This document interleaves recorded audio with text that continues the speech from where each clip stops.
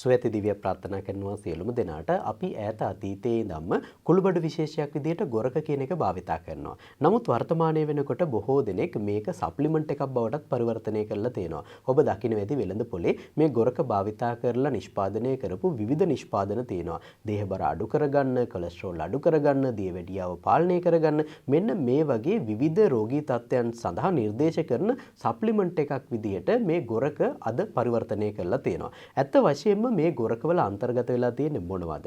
මේ කියන health benefits අපිට ලබා ගැනීමේ හැකියාවක් තිබෙනවද? මෙහි පවතින විද්‍යාත්මක පසුබිම් මොකක්ද? හිතකර තත්ත්ව මොනවද? අහිතකර තත්ත්ව මොනවද? විද්‍යාත්මක සාක්ෂි සහිතව අද අපි කතා කරමු. රැඳී සිටින්න නියුට්‍රෙන්පෝ සමගින්. ඔයා බර අඩු කරගන්න හොය ඉන්න කෙනෙක්ද?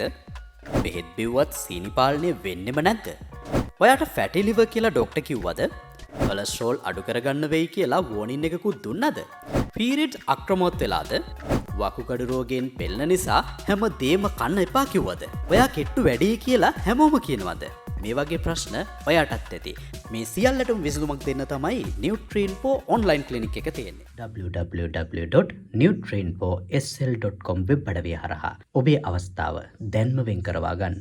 කුළුබඩු විශේෂයක් විදිහට ඔබගේ නිවසට ගෙන එන මේ ගොරක සකස් කිරීම සිදු කරන්නේ ගොරක ශාකයෙන් ලබා ගන්නා ගෙඩි වලින්. මේ ගෙඩි වල තියෙන පොත්ත භාවිතා කරලා තමයි මේක සකස් කරන්නේ. ඇත්ත වශයෙන්ම මේ ගොරකවල විද්‍යාත්මක නාමය වෙන්නේ ගාසීනියා කාම්බෝගියා කියන නම. ඉතින් මෙන්න මේ ගොරක භාවිතා කරමින් විවිධ ඖෂධීය ගුණ සහිත රසායනිකයන් නිර්මාණය කරා කියලා අතීතයේ සාක්ෂි දරනවා. ඒ කියන්නේ විවිධ ආයුර්වේද ඖෂධ ක්‍රමවලදී මෙන්න මේ ගොරක භාවිතා කරලා තියෙනවා. ඒ වගේම වර්තමානයේදී මේ හා සම්බන්ධව පරීක්ෂණ සිදු කරලා තියෙනවා අති විශාල ප්‍රමාණයක්. ඉතින් නූතන වෛද්‍ය විද්‍යාත්මක පරීක්ෂණ වලට අනුව මේකේ අන්තර්ගත වෙනවා හයිඩ්‍රොක්සි සිට්‍රික් ඇසිඩ් කියන ඕගනික් ඇසිඩ් එක. මෙන්න මේ ඕගනික් ඇසිඩ් එකේ ක්‍රියාකාරීත්වය යටතේ තමයි අපි මේ කතා කරන හෙල්ත් බෙනිෆිට්ස් ලබා ගැනීමේ හැකියාවක් තිබෙනවා කියලා අතීතයේ සිදු කරපු පරීක්ෂණ වලින් අඳුරගෙන තියෙන්නේ. ඉතින් මෑත කාලීනව සිදු කරපු පරීක්ෂණ සහ අතීතයේදී සිදු කර ඇති පරීක්ෂණ සියල්ල පිළිබඳව අවබෝධයකින් යුක්තව තමයි අපි යම්කිසි තීරණයකට එන්න ඕනේ. ඉතින් ඒ නිසා අපි මේ පිළිබඳව වෙන වෙනම අධ්‍යයනය කිරීම වැදගත් වෙනවා. මුල් කාලීනව සිදු කරපු පරීක්ෂණ වාර්තා පිළිබඳව බලද්දී දක්නට ලැබෙන කාරණයක් තමයි මේ හයිඩ්‍රොක්සි සිට්‍රික් ඇසිඩ් කියන ඇසිඩ් එක හේතුවෙන් දේහයේ බර අඩුවීම සඳහා යම්කිසි දායකත්වයක් මේ මගින් සපයනවා කියන එක.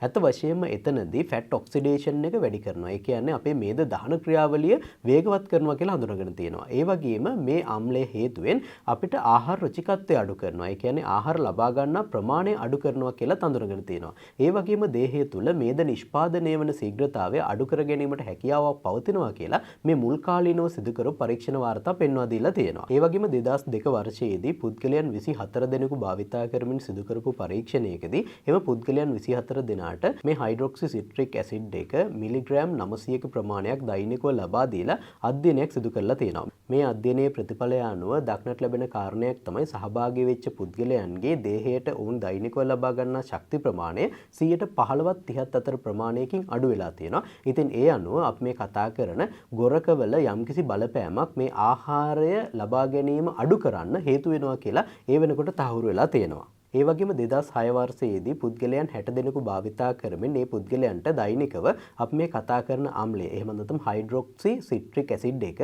මිලිග්‍රෑම් 2800ක ප්‍රමාණයක් දෛනිකව ලබා දීලා අධ්‍යයනයක් සිදු කරලා තියෙනවා. මේ අධ්‍යයනයේ ප්‍රතිඵලය අනුව ලැබී තිබෙන කාරණය තමයි මේ පුද්ගලයන්ගේ දේහ බර 5.4ක වගේ ප්‍රමාණයකින් අඩු වෙනවා කියන කාරණය. ඉතින් ඒ අනුවත් කියන්න පුළුවන් යම්කිසි පුද්ගලයෙකුගේ දේහ බර අඩුවීම සඳහා මේ භාවිතා කරන ගාසීනියා කියන එක යම්කිසි බලපෑමක් ඇති කරන්න පුළුවන් කියලා. නමුත් ඒ කාරණය 100%ක් තහවුරු කරගන්න බෑ. මොකද හේතුව වර්තමානයේ වෙනකොට ඒකේ තත්ත්වය මීට වඩා වෙනස් වෙලා තියෙනවා. මේ හා සම්බන්ධව සිදු කරපු ඇතැම් පරීක්ෂණ පෙන්වා දෙන ආකාරයට මේ ගාසීනියා වල අන්තර්ගත වන රසායනික දේහ බර අඩු කිරීම සඳහා යම්කිසි බලපෑමක් ඇති කරන්නේ නැහැ කියලා ඇතැම් පරීක්ෂණ වාර්තා පෙන්වා දීලා තියෙනවා. ඉතින් මේ නිසා මේක යම්කිසි ගැටලුකාරී තත්ත්වයක තමයි වර්තමානයේ වෙනකොට පවතින්නේ. ඉතින් ඒ නිසා මේ ගාසීනියා කියන එක එහෙම නැත්නම් මේ ගොරක කියන එක භාවිතා කළා කියලා දේහබර අඩුවීම සම්පූර්ණයෙන්ම සිද්ධ වෙනවා කියලාවත් එහෙම නැත්නම් දේහබර අඩු වෙන්නේ නැහැ කියලාවත් අපිට කීමේ හැකියාව පවතින්නේ නැහැ. ඉතින් මේ සාක්ෂි ප්‍රමාණවත් වෙන්නේ නැහැ. ඉතින් ඒ නිසා මිනිසා භාවිතා කරමින් සිදු කරන දීර්ඝකාලීන randomized control studies නැවත නැවත සිදු කිරීමේ අවශ්‍යතාවයක් පවතිනවා.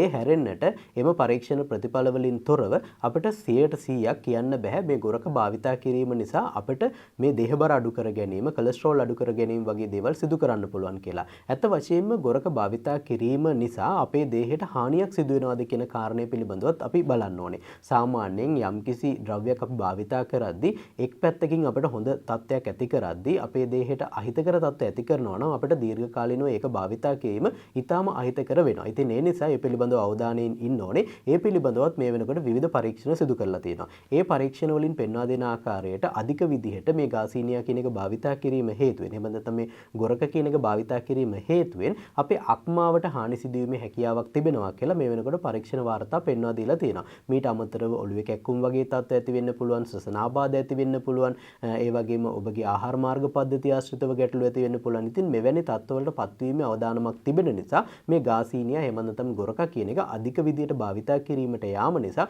ඔබට හානියක් සිදු වෙන්න පුළුවන් කියන කාරණය මතක තියාගන්න ඕනේ. ඉතින් මෙන්න මේ පරීක්ෂණ වාර්තා අනුව අපිට කියන්න පුළුවන් කාරණය තමයි මේ ගොරක අපි සාමාන්‍ය එදිනෙදා ජීවිතයේදී භාවිතා කරන ප්‍රමාණයෙන්. ඒ කියන්නේ ඔබගේ ආහාර වලට ඔබ ඇඹුල් ලබා ගැනීම සඳහා ගොරක භාවිතා කරනවානේ. එම ප්‍රමාණ වලින් භාවිතා කිරීම ඔබට කිසිදු ගැටලුකාරී තත්ත්වයක් ඇති කරන්නේ නැහැ කියලා කියන්න පුළුවන්. මොකද අපි අවුරුදු ගණනාවක් මේක ඒ විදිහට භාවිතා කරනවා.